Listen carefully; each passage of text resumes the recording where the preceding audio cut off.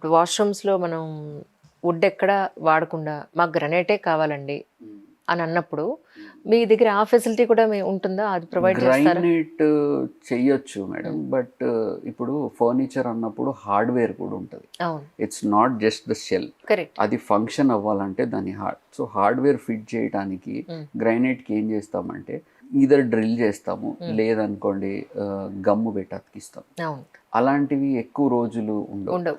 మనము వాటర్ ఆస్పెక్ట్లోనే చూడకూడదు, దాన్ని ఫంక్షనాలిటీ ఆస్పెక్ట్లో కూడా మనం చూడాలి. కరెక్ట్. బాత్రూమ్స్లో ఏం చేయాలంటే అండి, wet area dry area divide చేసేసుకోవాలి. Right, first right. ఓ గ్లాస్ పార్టీషన్ ఇచ్చేసి ఎక్కువ నీళ్ళు ఇక్కడ పడకుండా చేయాలి.